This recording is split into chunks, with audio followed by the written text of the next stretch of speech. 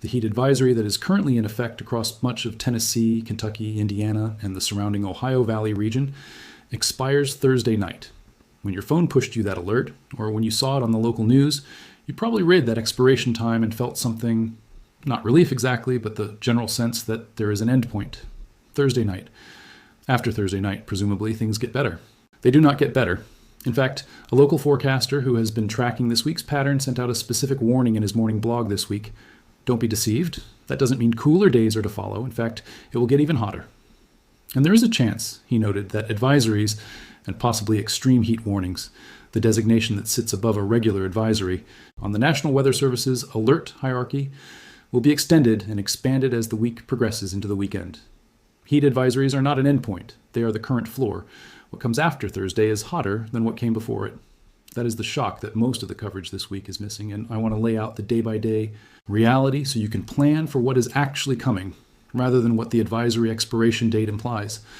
Let me start with today, Wednesday, because it is the day that most people watching this are going to see some action on their radar app and make a decision about that will either serve them well or get them hurt. But before I get to Wednesday, I want to establish where the region has already been this week, because the accumulated heat stress going into Wednesday's storms is a critical part of understanding why Wednesday's storms will not produce the relief most people expect. Tuesday in the Tennessee, Kentucky, and southern Indiana corridor saw high temperatures at 96 degrees Fahrenheit, with a heat index of 103 to 108 degrees. The overnight low Tuesday going into Wednesday was 75 degrees, a tropical night by the definition I covered in detail in the July heat. Emergency videos. The body does not recover from a day of 96 degree heat at a 75 degree overnight low. Core temperature does not return to baseline. The cardiovascular system does not reduce its workload. The population going into Wednesday's weather event is already carrying 2 or more weeks of cumulative heat debt from this summer's sustained pattern. That physiological context is the background against which every individual heat reading this week needs to be interpreted. A Thursday high of 95 degrees is not the same as a first of summer 95 degree day. It is a 95 degree day arriving on top of weeks of prior heat exposure in a population that has not had adequate recovery time between events. There is a 60% chance of afternoon storms across a broad corridor R of the Mid-South and Ohio Valley, with the greatest threat arriving in the late afternoon into the night. The storms that develop in this window carry a real severe weather potential, damaging winds estimated between 50 and 70 miles per hour. And in the most organized cells, a spin-up tornado threat. Slow-moving storm cells could produce localized flooding in areas where the ground is already saturated from prior storm passages. Here is the important thing about today's storms that the radar will tell you, but your instinct will fight. They are not bringing relief. They are bringing a brief temperature interruption inside a heat pattern that does not break. Before the storms arrive, the morning and early afternoon will see mostly sunny skies and the same oppressive heat that has been in place all week. Heat index values of 105 to 110 degrees in the most humid parts of the corridor. After the storms pass, overnight temperatures will stay around 76 degrees, which is a tropical night in every sense I described in the heat emergency videos I did earlier this summer. And then Thursday begins. Thursday looks very similar to the days before it. Heat advisories in effect, temperatures near 95 degrees, heat index values in the dangerous range. The cold front that was supposed to arrive and change things is the critical variable in why this week defies the normal forecast expectation that a storm means relief is coming. A forecaster tracking the system specifically noted that a cold front will move toward the region, but is now expected to weaken and stall on Friday, providing very little relief from the heat. Weaken and stall. When a front stalls, it stops performing its function as a boundary between air masses and becomes instead a focus for ongoing convection. Storms can develop repeatedly along and ahead of a stalled front in the same locations, day after day, without the front ever sweeping through and replacing the hot air mass with a cooler one. The storms you're watching on Wednesday do not represent a front that is doing its job. They represent a front that is already fighting a losing battle against the ridge of high pressure dominating the atmosphere over the southeast and mid-south. And so we get to Friday. Friday is the day the forecast shows the heat intensifying beyond where it has been all week. The specific numbers coming out of the Nashville, Evansville, and surrounding metropolitan forecasts are stark. Highs in the upper 90s to around 100 degrees Fahrenheit and heat index values that will feel as hot as 110 degrees. Not the same as Wednesday, worse. The heat advisory that expires, though. Thursday night does not signal the end of dangerous heat. It signals the boundary before an even more intense heat event. There's a specific operational reason for this. The advisory is issued based on current forecast confidence for the near-term period.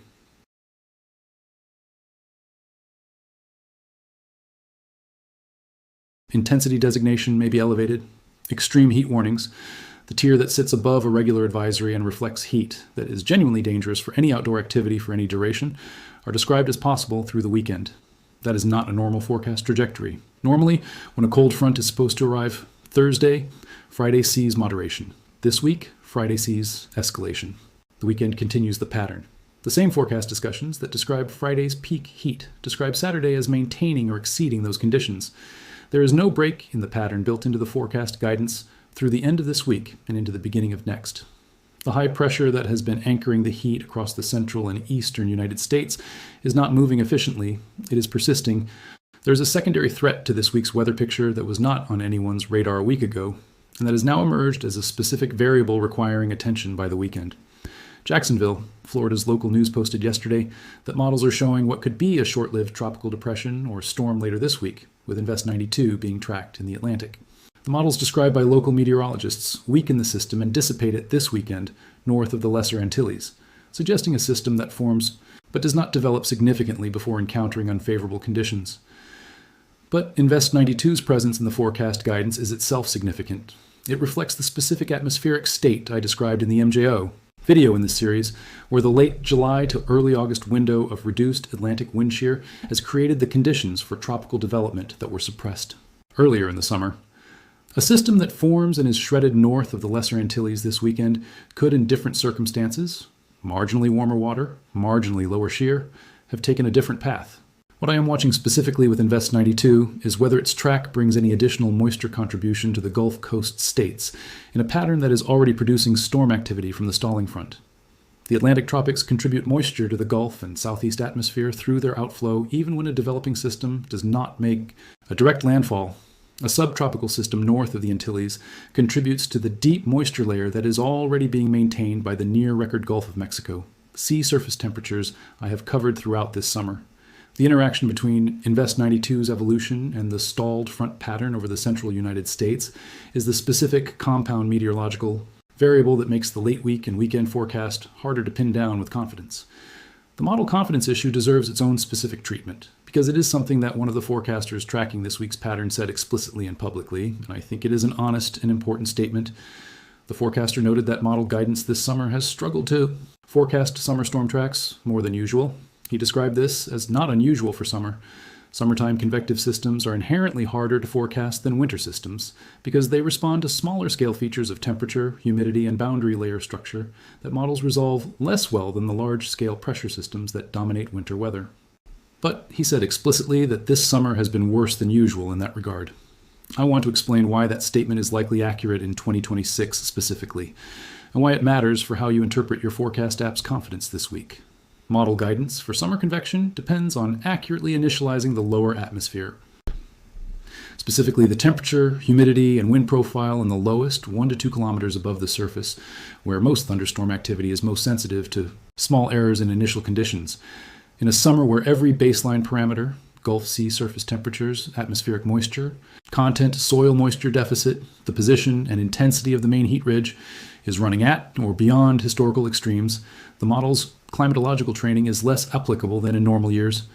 The pattern this summer is operating in a regime that the models have less historical precedent for, which reduces the skill of the short-range convective forecasts specifically. When a forecaster tells you model guidance has been struggling this summer, they are telling you that the error bars on the specific daily storm timing and placement are larger than usual, and that you should give more weight to their judgment calls than to the raw model output. The practical implication is this: when the forecast for Wednesday says 60% chance of storms, the 60% is a reasonable central estimate, but the placement, timing, and organization of those storms could deviate significantly from the computer models in either direction. Some areas expecting storms may get significantly more intense activity than expected. Others expecting activity may miss out entirely.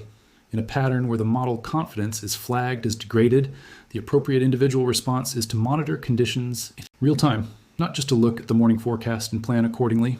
Download a live radar app enable severe weather push alerts, know the difference between a watch, conditions are favorable, be ready, and a warning, event is imminent, act now. In a summer where the models are struggling, the real-time observation data from trained spotters and the NWS warning coordination meteorologists is more valuable than any 24-hour model forecast. For the specific populations I'm most concerned about this week, let me go through the day-by-day guidance in the most direct terms I can. Today, Wednesday. The storm chance is real, and the severe weather threat is genuine. The 50 to 70 mph wind threat from Wednesday afternoon. Storms is not trivial. This is the range where trees fall onto cars, power lines come down, and outdoor structures become projectiles. If you have outdoor plans this afternoon, either move them to morning hours before the storms develop or have a specific plan for where you will shelter when the storm sirens or your phone alerts go off. Know that a storm warning on Wednesday does not mean the heat is ending. Thursday. Functionally, the same as the days before it. If you are in the advisory zone, everything I have said about tropical nights, cumulative physiological heat, debt, elderly neighbor check-ins, and cooling center access applies at least as much on Thursday as it did at the beginning of the week. Do not assume the advisory expiration. Thursday night means the population's heat burden drops Thursday night. It does not. And I want to explain more carefully why the front stalls, because understanding the mechanism tells you something about how long this pattern is likely to persist beyond this week. A cold front advances across the continent by pushing warm air out of the way. The cold, dense air from the north literally shoves the lighter warm air upward as it moves southward. But that process requires a pressure gradient, a difference in atmospheric pressure between the high pressure at the cold front's source and the low pressure ahead of it. When the pressure gradient is strong, the front advances quickly. When the pressure gradient weakens because the high pressure behind the front weakens, or the ridge of high pressure ahead of the front strengthens, the front slows down or stops. In the current pattern, the ridge of high pressure sitting over the southeast and Gulf states is essentially holding the front at bay. The ridge is like a wall. The front can push against it, produce some instability at the interface, generate the storms you're seeing on Wednesday, and then lose momentum when it cannot overcome the ridge's strength. A front that stalls in this configuration, not simply delayed. It becomes a semi-permanent feature that pumps moisture and instability into a region without actually clearing the heat behind it. The stalled front generates repeated storm activity over several days. You get storms on Wednesday, more on Thursday or Friday along the boundary, and then maybe more over the weekend. But none of those storms actually push the heat mass out of the region because the front is not advancing. The cold air that should follow the front never arrives because the front itself is not moving far enough south to bring that cold air down. This is why Friday is hotter than Monday. The front spent Wednesday generating storms on its leading edge, consuming some of the energy that might have otherwise driven deeper moisture convergence on the warm side. But the cold air that was supposed to follow never arrived, and the ridge behind the front reestablished. The result is that by Friday, the pattern has had another 48 hours to build heat and moisture under the ridge, and the temperature and humidity values are higher than they were at the start of the week. This is a specific failure mode in the standard storm brings relief narrative that gets repeated in heat wave coverage, and it is the one playing out this week across the central and eastern United States. Friday. This is the day to clear outdoor obligations if you can. The peak heat index values forecast for Friday, 110 degrees or above, represent the most dangerous outdoor conditions of the week. Any outdoor work, athletic activity, or event planning for Friday should be treated as a serious health hazard requiring specific heat mitigation. The people most at risk on Friday are the ones who interpret the Wednesday storm as a signal that the worst is past and reduce their heat precaution going into the end of the week, the weekend. Maintain the same precautions as Friday. Monitor for heat advisory updates and any elevation to extreme heat warning status. The weather app notification you will get Thursday night is not telling you the heat is ending. It is telling you the advisory is being reissued for the new period. The weekend pattern, based on current guidance, maintains the same ridge-dominant configuration that has been producing this heat since late July. The August version of this ridge is potentially stronger than the July version because it is now feeding on an El Niño that has continued strengthening. The WMO's update from a week ago put the August through October El Niño forecast at 2.9 degrees Celsius, which I covered in the August pattern video. A ridge fed by the strongest El Niño potentially in the modern record does not simply retreat because a frontal system tries to push it. It holds, it rebuilds, and it will hold through this weekend. One more thing before I close, about the broader context of this week's forecast that I think needs to be said directly. The summer of 2026 has produced the hottest multi-week sustained heat across the central and eastern United States that the modern instrumental record has documented. I have covered that in multiple videos. What the current week illustrates is the specific character of peak L, Niño summer heat patterns. They are not single events that build to a peak and then resolve. They are recurring patterns that rebuild after each brief interruption, that find ways to persist past the fronts that are supposed to clear them, and that escalate when you expect them to moderate. A week that is supposed to get better on Thursday instead gets worse on Friday. That is not a model error. That is the specific behavior of a heat pattern being sustained by the strongest El Niño and potentially the modern instrumental record, operating on a baseline ocean temperature that is the warmest in recorded history. The forecast gets worse every day because the atmospheric conditions producing it are more persistent than normal weather patterns. The front stalls because the ridge holding the heat is stronger than the frontal system trying to displace it. The heat index on Friday exceeds the heat index on Monday because the moisture and the heat have had more time to build, and the mechanism that was supposed to relieve it did not succeed. This is what an extreme El Niño August looks like when you are living inside it. Plan for what the forecast actually says, not for what you expect a storm to deliver. Subscribe and turn on notifications. Thank you for watching. I'll see you in the next one.